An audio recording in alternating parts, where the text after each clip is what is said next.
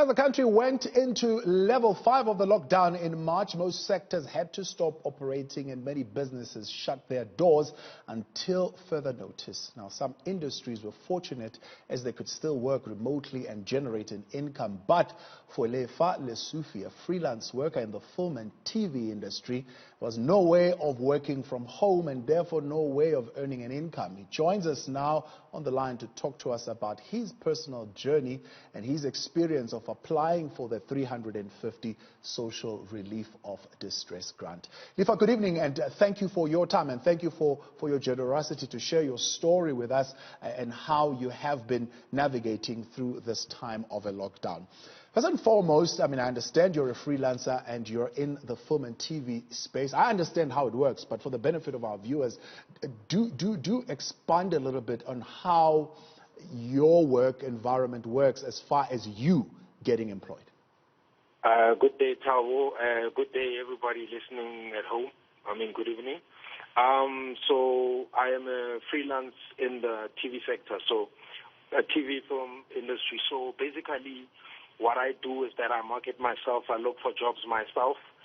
I'm self-employed, basically, and wherever my services are needed, that's where I would apply my trade. Like, as a camera operator, I would go where my services are needed, and that's how I would make my living. So let's say you get booked perhaps for like 8 days, then you charge for you get paid, bill them for per day that you work. And let's say for that 8 days, you finish the production and then you find that you have to wait possibly 30 working days for your money to come through, and then that's what would sustain you. And after that has sustained you, that is finished, you have to go and look for the next gig. You have to go and then look for the next job.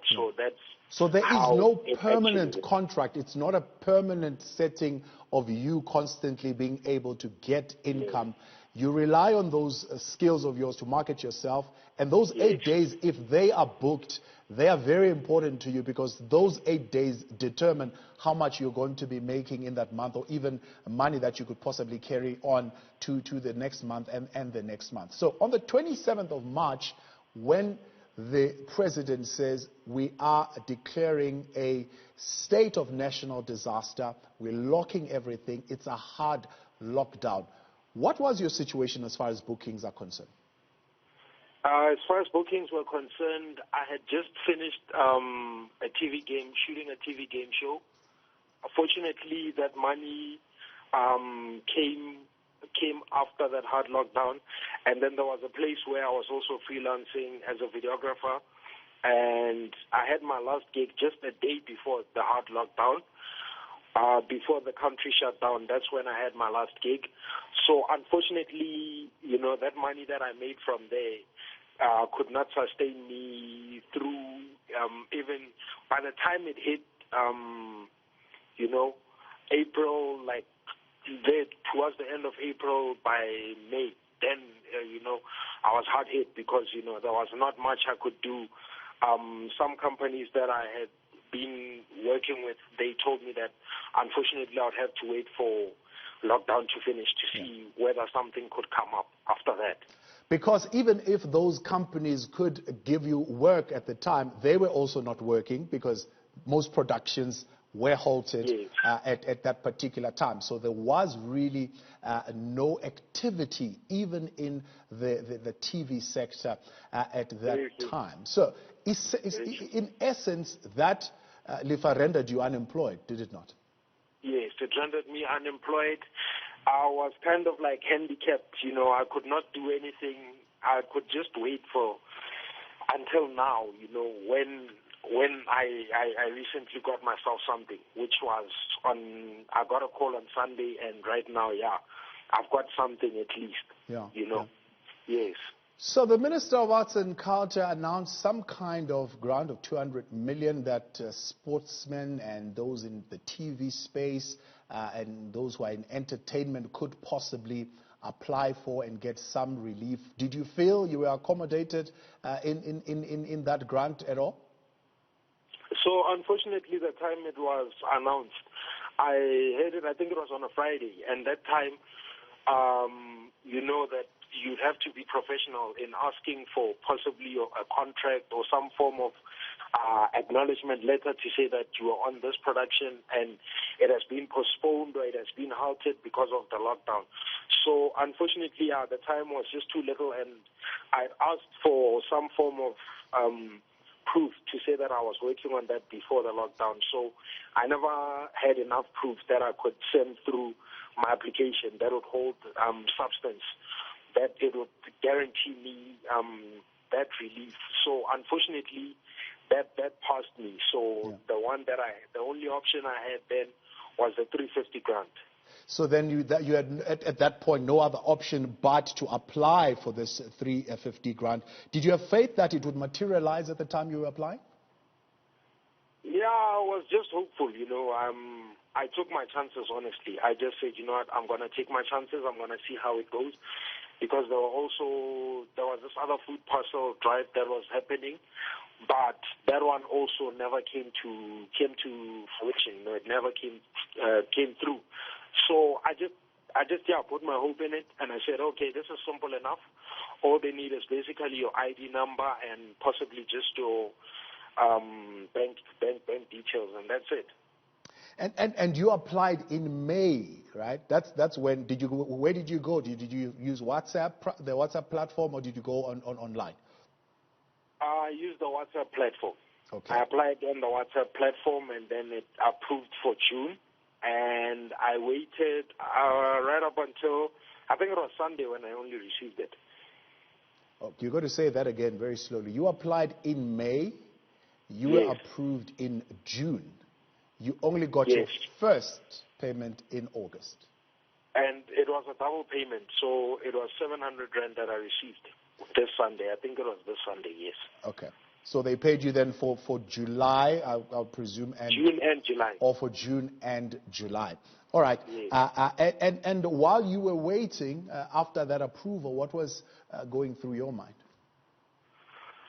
Well, I was just basically saying that hopefully something comes up. Hopefully, fortunately for me, I'm still staying at home, so I don't pay rent or anything or any of that sort.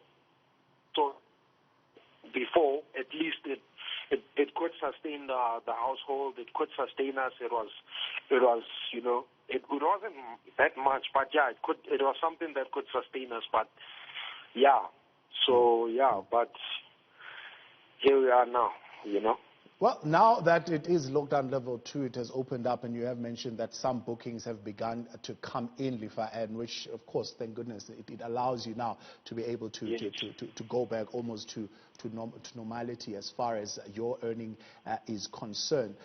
There are fears of a second wave. We don't want to talk about it. We want to be hopeful. We want to believe that South Africans are going to adhere to the protocols, and we're going to flatten this curve and fight this pandemic. But there are concerns around a second wave. Should a second wave come, we might have to go back to a lockdown similar to the one that we saw at level 5. Does that concern you?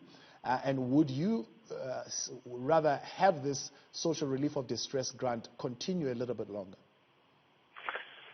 Yeah, there are bigger problems. I think there are bigger issues, as other people have mentioned before, that, then if we go into a harder lockdown, we saw what the first hard lockdown did to the economy, to the people of South Africa, to the unemployed. So the second wave would do much more damage, in as much as we can say that they should extend the 350 relief grant, but it would cause so much more damage, and even to the taxpayers then wouldn't want to start to imagine what would happen. So if that comes, then it means, one has to see, prepare, But unfortunately, not everybody is like, that's self-employed, or we've got that spirit of like a business mind, But yeah, it would be very unfortunate that we have to go into another hard lockdown. The circumstances would be much worse than the first one, I would imagine. Lefa, what have you learned very quickly? I mean, that would put you in a better position, again, should you find yourself in that situation? Well, I think as a person or as a human being or anybody else, if you've got money or you've got something, you've got some savings somewhere, these are the rainy days that, we always talk about that we're saving for. If there are rainy days, then we're saving for days like these. But for other people, then it is very, very highly unfortunate that they only rely that only when I can go out of the house, then I can bring something back to the table in the house. Yeah. So that's just one of the things that I picked up and I've learned quickly to say that even though they say we're anticipating a second wave, I think we shouldn't be irresponsible now whenever we go out. We should still adhere. We should still keep on in our minds that corona is real, and we should just try and adhere, put on our masks, sanitize, and just try to be safe by all means. Lefa Lesufi, I appreciate your time and your generosity in sharing your story tonight.